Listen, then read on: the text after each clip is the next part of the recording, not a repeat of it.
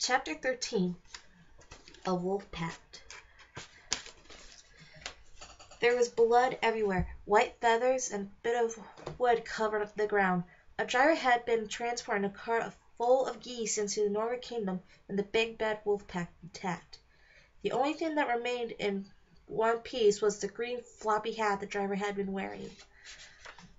The wolves were spread out under the trees, chewing on the bones of their victims. Mountain Cloud jerked his head up and stared into the trees. Someone was coming. He could smell them. Whoever this person was, their scent made him anxious. "We got company," Mountain Cloud growled. All the wolves jumped to their feet, ready to attack again if they had to. But they were no match for who was approaching. A dark, hooded figure slowly moved through the trees and up to the wolves. It stood fiercely in front of them for a moment before unveiling itself. "Hello, Mountain Claw," said the Evil Queen. "Who are you?" Mountain Claw barked. The woman before him, less than half his size, was making the hairs of his back of his neck stand up. "You don't know me, but you know of me," the Evil Queen said. "Everyone does." "It's the Evil Queen," a wolf snarled. Mountain Claw began shifting his weight on his front paws. He was intimidated, and he didn't like it. "You have a lot of nerve approaching my pack," he said.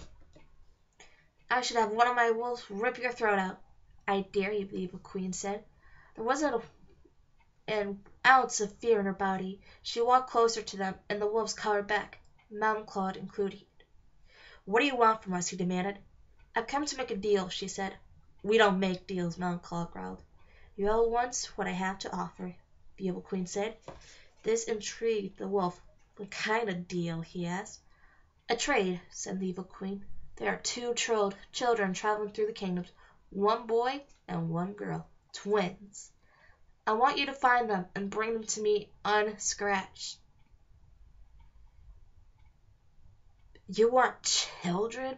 Mountain Claw mocked. "They have something, several things actually, that I need," the Evil Queen said. "I would do it myself.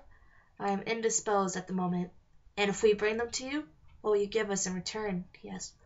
"When you bring them to me, I shall give you the one thing you want more than anything else in the world," the Evil Queen said. Mountain Claw laughed. "Wolves want for nothing," he said. The Evil Queen stared at him as if she were looking into his soul. "Is that so?" she asked. "Then why do you and your pack crusade around the wolf lands, terrorizing everything in your path? What are you trying to prove? Whose revenge are you seeking?" Mountain Claw was silent. He couldn't deny it. "I will give you the one thing that will avenge your father's death, Wooly," the Evil Queen said. "I will give you Queen Red Riding Hood in exchange for the twins." All the wolves, including Mountain Claw, growled their doubts, but the idea was intriguing to him. "And how could you possibly do that?" he said. The Evil Queen looked at him sternly that his heart began to race. "Do not question me. I will have the young queen in my possession by the end of the week. Bring me the children, and I will hand her over to you. Do we have a deal or not?" Mountain Claw looked at the frightened members of his pack. They nodded at him. They didn't want to upset the queen. "Deal," Mountain Claw growled. "But let me warn you, if you fail to keep your end of the bargain, I'll snap your neck like a twig." The Evil Queen walked up to the wolf and stood inches from his face, looking him forcefully in the eye. "And let me warn you," she said. "Fail to keep your part, and I'll have you turned into a rug just as Red Riding Hood did to your father. And if you ever threaten me again, I'll skin you myself." Mountain Claw froze. The Evil Queen knew she had him exactly where she wanted him. "See you soon," she said. She put her hood back over her head and disappeared in the trees in the direction she had come from.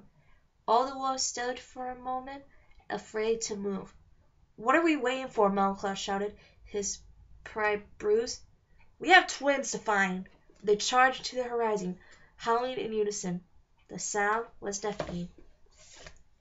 That was a very short chapter, chapter 13. Don't forget to subscribe if you want to watch new videos or any more. Give me some comment on any recommendations you'd like to give me, and I'll be happy to read them as soon as I get more books. And I hope you enjoy the reading, and I'll see you tomorrow.